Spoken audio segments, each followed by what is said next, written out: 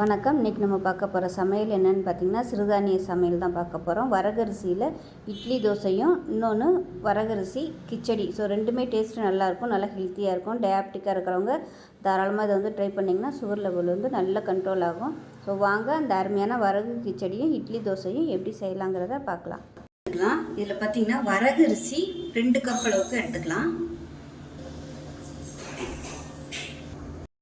இப்போ 2 கப் அளவுக்கு காட்டியான அரிசி யூஸ் பண்ணிக்கலாம். நான் வந்து இன்றைக்கி காட்டியான அரிசி யூஸ் பண்ணியிருக்கேன். நீங்கள் வந்து வேறு எந்த அரிசினாலும் யூஸ் பண்ணிக்கலாம். ப்ரௌன் ரைஸ், மட்டை அரிசி, கேரளா ரைஸ், இந்த மாதிரி பழுப்பு அரிசி எதுனாலும் யூஸ் பண்ணிக்கலாம். நீங்கள் சாதாரண இட்லி அரிசி கூட 2 கப்பு சேர்த்துக்கலாம். இப்போ இதில் 1/2 கப் அளவுக்கு அவல் சேர்த்துக்கலாம். 1/2 கப் அளவுக்கு உளுந்து சேர்த்துக்கலாம். இப்போ அதை நல்லா ஒரு 3 தடவை கழுவிட்டு வந்துட்டு பார்க்கலாம். இப்போ நல்லா 2-3 தடவை கழுவிட்டே தண்ணி வந்து நல்லா கிளியராக வர அளவுக்கு கழுவிக்கோங்க. ஏன்னா வரகரிசியில் வந்து கலங்கள் அழுக்கு வந்துக்கிட்டே இருக்கும். அதனால் நல்லா தண்ணி கிளியராக வர அளவுக்கு எவ்வளோ தூரம் நீங்கள் தண்ணி ஊற்றி அலச முடியுமோ அந்தளவுக்கு நல்லா அலசிக்கோங்க. அந்தளவுக்கு தண்ணி வந்து நல்லா கிளியராக இருக்கணும். இப்போ இது வந்து நல்லா ஒரு 2 மணி நேரம் ஊறினதுக்கப்புறம் பார்க்கலாம். இப்போ இதில் ஒரு 1/4 டீஸ்பூன் போல் வெந்தயம் சேர்த்துக்கலாம். இப்போ இது நல்லா ஊறிடுச்சு. இது வந்து மிக்ஸி ஜாரில் போட்டு நல்லா அரைச்சிட்டு பார்க்கலாம். இப்போ மிக்ஸி ஜாரில் போட்டு அரைச்சிட்டு நான் கொஞ்சமாக போட்டதுனால மிக்சியில் போட்டிருக்கேன். 2 பேட்சாக நீங்கள் வந்து நிறைய போய் யூஸ் பண்ணிங்கன்னா கிரைண்டரில் கூட போட்டுக்கலாம். இப்போ இது வந்து ஒரு 8 மணி நேரம் புளிக்கட்டும். புளிச்சதுக்கப்புறம் பார்க்கலாம். இப்போ மாவு புளிச்சிருச்சு, எப்படி இருக்குன்னு பார்க்கலாம். பாருங்கள், நல்லா அருமையாக வந்திருக்குது.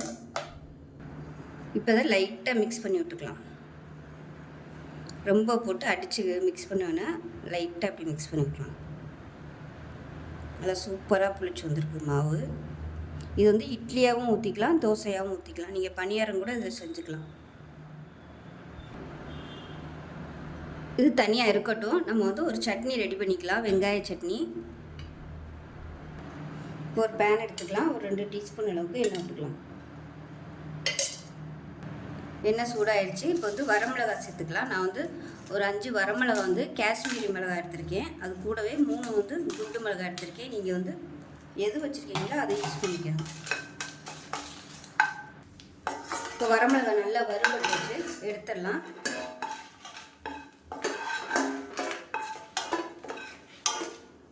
இப்போ அதே எண்ணெயில் நல்லா ஒரு கைப்பிடி அளவுக்கு, இது வந்து ஒரு 20 சின்ன வெங்காயம் இருக்கும். அதே மாதிரி நல்லா ஒரு 10 பூண்டு பல் இதையும் சேர்த்துக்கலாம். சேர்த்துட்டு வதக்கி விட்டுக்கலாம். ரொம்ப வதக்கணும்னு அவசியம் இல்லை, லேசாக வதக்குனிங்கன்னா போதும்.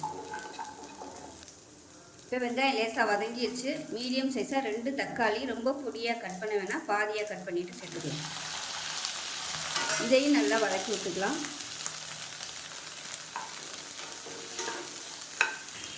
இப்போ இதில் கொஞ்சமாக உப்பு சேர்த்துக்கலாம். இப்போ இதில் சின்ன துண்டளவுக்கு புளி சேர்த்துக்கலாம். இது கூடவே நல்லா ஒரு 1/4 கப் அளவுக்கு பொட்டுக்கடலை சேர்த்துக்கலாம். இதையும் சேர்த்து நல்லா பரட்டி விட்டுட்டு அமர்த்திடலாம்.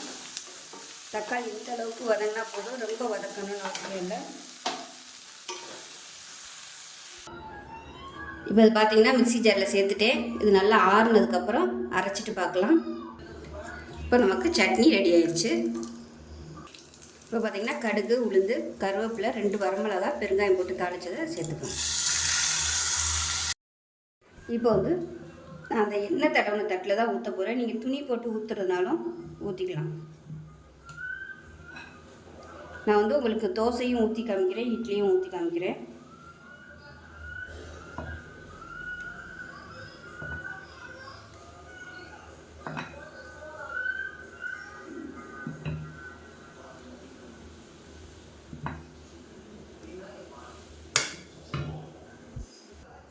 இப்போ நம்ம தோசை ஊற்றிக்கலாம்.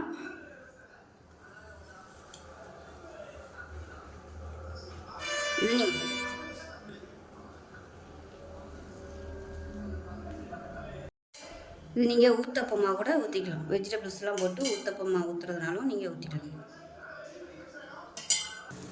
இப்போ பாருங்கள், தோசை நல்லா சூப்பராக மொறுன்னு வந்துடுச்சு. பாருங்கள் எந்த அளவுக்கு நல்லா கிறிஸ்பியாக இருக்குன்னு.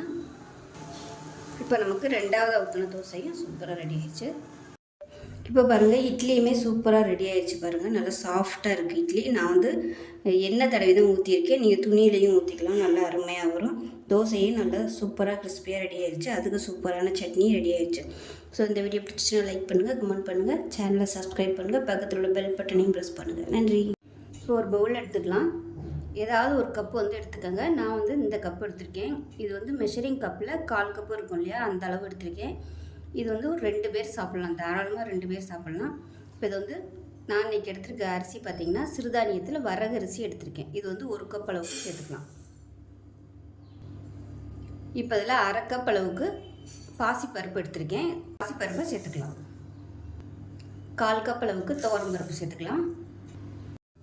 1/4 கப் அளவுக்கு மசூர் தால் எடுத்துக்கலாம். இது கிடச்சிச்சின்னா யூஸ் பண்ணிக்கோங்க. டிபார்ட்மெண்ட் ஸ்டோரில் வந்து மசூர் தால்னு கேட்டிங்கனாலே கிடைக்கும். கிடைச்சா யூஸ் பண்ணுங்கள், இல்லைன்னா இதுக்கு பதிலாக நீங்கள் 1/2 கப்பாக துவரம் பருப்பு எடுத்துக்கலாம். இப்போ இதையும் சேர்த்துக்கலாம். பருப்பு ஐட்டம் பார்த்திங்கன்னா இப்போ எல்லாமே சேர்த்து 1 கப் அளவு வருது. 1 கப் அளவுக்கு வரகரிசி, 1 கப் அளவுக்கு பருப்பு, மொத்தம் 2 கப்பு. 2 கப்புக்கு 8 கப்பு தண்ணி ஊற்றி நம்ம ஊற வச்சுக்கலாம். இப்போ இதை நல்லா 2-3 தடவை கழுவி எடுத்துக்கலாம்.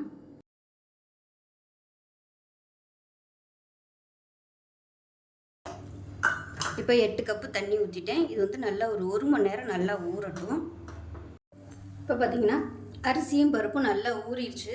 இப்போ வந்து நம்ம தாளிச்சிடலாம். இப்போ வந்து ஒரு குக்கர் எடுத்துக்கலாம். இதில் வந்து தேவையான அளவுக்கு நெய் சேர்த்துக்கலாம். நெய்யில் பண்ணிங்கன்னா நல்லாயிருக்கும். இப்போ இதில் கொஞ்சம் எண்ணெயும் விட்டுக்கலாம். நீங்கள் ஃபுல் அண்ட் ஃபுல் நெய்யில் பண்ணுறதுனாலும் பண்ணலாம், இல்லைன்னா எண்ணெயில் பண்ணுறதுனாலும் பண்ணிக்கலாம். இப்போ எண்ணெய் நல்லா சூடானதும் 1 டீஸ்பூன் கடுகு சேர்த்துக்கலாம். 1 டீஸ்பூன் சீரகம் சேர்த்துக்கலாம். கொஞ்சமாக கருவேப்பிலையில் சேர்த்துக்கலாம். மீடியம் சைஸாக பெரிய வெங்காயம் நீளமாக நறுக்கி வச்சுருக்கேன், அதை சேர்த்துக்கலாம். இதுக்கு பதிலாக நீங்கள் 10 சின்ன வெங்காயம் சேர்த்திங்கன்னா இன்னும் நல்லா ஹெல்த்தியாக இருக்கும். நான் வந்து டைம் இல்லாதனால பெரிய வெங்காயம் வந்து நறுக்கியிருக்கேன். சுகர் பேஷண்ட்டாக இருந்தீங்கன்னா நீங்கள் வந்து சின்ன வெங்காயமே யூஸ் பண்ணிக்கோங்க. சின்ன வெங்காயம் வந்து நல்லா இன்சுலின் வந்து அதிகரிக்கும். அதனால் சின்ன வெங்காயம் பயன்படுத்துகிறது தான் நல்லது. இது கூடவே ஒரு 3 பச்சை மிளகாய், நல்லா பெரிய பச்சை மிளகாயை 3 எடுத்திருக்கேன். காரத்துக்கு தகுந்த மாதிரி சேர்த்துக்கோங்க. இதையும் சேர்த்துக்கலாம். இதை நல்லா வதக்கிக்கலாம். இப்போ இதில் உப்பு சேர்த்துக்கலாம்.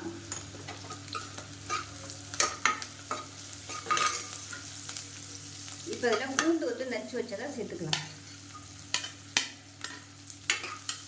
நான் வந்து ஒரு 3 பல் பூண்டு வந்து நச்சு வச்சுருக்கேன். இதுக்கு பதிலாக நீங்கள் இஞ்சி பூண்டு பேஸ்ட் இருந்தாலும் யூஸ் பண்ணிக்கோங்க, நல்ல ஃப்ளேவராக இருக்கும். இப்போ இதில் பொடியாக நறுக்குனா இஞ்சி வந்து சேர்த்துக்கலாம்.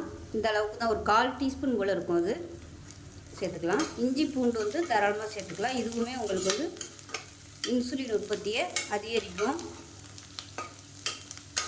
பூண்டும் நல்லா கண்ட்ரோல் பண்ணும், சுகர் லெவல் வந்து நல்லா கண்ட்ரோல் பண்ணும். இது நல்லா வதக்கியாச்சு. இதில் மீடியம் சைஸாக ஒரே ஒரு தக்காளி பொடியாக கட் பண்ணதை சேர்த்துக்கலாம். இப்போ இதில் மஞ்சள்தூள் சேர்த்துக்கலாம். இப்போ இது எல்லாமே நல்லா வதக்கியாச்சு. இப்போ நம்ம வந்து ஊற வச்சுருந்தா இந்த அரிசியும் பருப்பையும் அப்படியே சேர்த்துக்கலாம். தண்ணியோடு அப்படியே சேர்த்துக்கலாம். நம்ம முன்னாடியே வந்து 8 டம்ளர் தண்ணி ஊற்றி வச்சுட்டோம், அதனால் அப்படியே சேர்த்துக்கலாம். ஸோ எந்தளவுக்கு ஊறுதோ அந்தளவுக்கு வந்து நல்லா சாஃப்டாக இருக்கும். சிறுதானியங்கள் வந்து எப்பயுமே ஊற வச்சா தான் நல்லாயிருக்கும். இப்போ இதில் பெருங்காயம் சேர்த்துக்கலாம். நல்லா கலந்து விட்டுட்டு உப்பு செக் பண்ணி பார்த்துட்டு உப்பு சேர்த்துக்கலாம். உப்பு கம்மியாக இருக்குது, உப்பு சேர்த்துக்கலாம்.